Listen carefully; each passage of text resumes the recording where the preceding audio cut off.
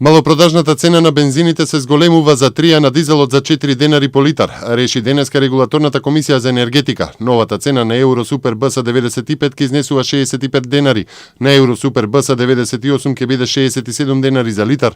Евро дизелот ќе се продава по 55, додека екстра лесното масло за домаќинство за 43,5 денари за литар. Се зголемува и малопродажната цена на мазутот М1 која ќе изнесува 26,18 денари за килограм. Потпишувањето на протоколот за колокација на дипломатско-конзуларните представништва со кој Македонија и Црна Гора ќе имаат заедничко дипломатско представништво во Париз, во кое ќе се споделува просторот, ќе представува добар пример за регионот и ќе покаже дека станува збор за земји со европска ориентација, оценија министрите за надворешни работи Никола Поповски и Игор Лукшич по денешната средба во Скопје. Еврокомесарот Јоханес Хан не дојде во Скопје со свој план или волшебно решение, туку со јасна порака дека сите во Македонија имаме одговорност процесите да се одвиваат во рамките на соодветните демократски институции, истакна министерот за надворешни работи Поповски. Тој посочи дека Европската комисија и комесарот Хан очекуваат политичка зрелост од сите чинители во земјава. Тоа значи препознавање на институциите, односно она што е политички диалог треба да се одвива во политичките институции, конкретно во парламентот, а тоа што е правно прашање треба да се одвива во рамки на институциите на правниот систем и таму да добие свој тек, рече шефот на македонската дипломатија. Граѓанската иницијатива Македонски манифест упати отворено писмо против, како што пишува, уривањето на државноста и националниот интегритет. Создавањето и постоењето на Македонскиот манифест е поврзано со зачувувањето на македонското име и идентитет и територијалниот интегритет на македонската држава, која веќе 25 години е под силен притисок на надворешни и внатрешни непријатели.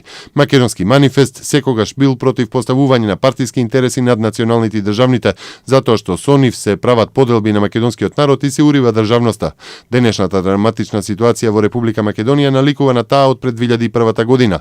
Иста е и целта, затоа ги повикуваме граѓаните на Република Македонија да бидат единствени и спремни на силен отпор против сите кои работат на разнебитување на македонската држава, се вели во писмото од Македонски манифест. Шпанскиот европратеник Хорди Себастија од групата на Европската слободна алијанса Зелени постави пратеничко прашање до Европската комисија во која ја критикува картата на дијалектите на бугарскиот јазик во и надвор од границите на Бугарија. Според него промовира застарена бугарско ултранационалистичка идеологија, барајќи од Европската комисија да каже дали ги контролира проектите кои се финансирани од европските фондови и кои се спротивни со европските принципи. Според него целиот овој проект за дијалектите на бугарскиот јазик во и надвор од границите на Бугарија има многу малку врска со науката и тој јасно е промовира застарената бугарско ултранационалистичка идеологија. Европратеникот согледува дека овој документ, издаден од Бугарската академија на науките, де факто го негира постоењето на македонскиот јазик, односно дека сите македонци кои го зборуваат тој јазик во Бугарија, Република Македонија, Грција и Албанија, според студијата всушност зборуваат дијалекти на бугарскиот јазик. И не само ова, половина од населението на Балканскиот полуостров, вклучувајќи и области во Романија, Турција и Србија, зборувале бугарски јазик. 7-годишно девојче се разнесе и уби уште 7 други лица во напад извршен на североистокот во Нигерија. Тоа е најнов самоубиствен напад во кој се користат деца. Нападот бил извршен синоќа на пазар во градот Потискум, кој се смета за трговска престолнина на државата Јобе.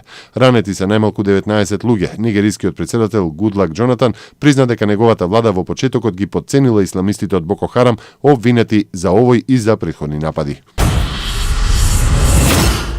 Грчката влада до вечерва треба да им го објасни планот за мерки за штедење на министрите за финансии од еврозоната, кој што, ако биде прифатен, ќе биде основа за продолжување на кредитната помош на земјата во следните 4 месеци.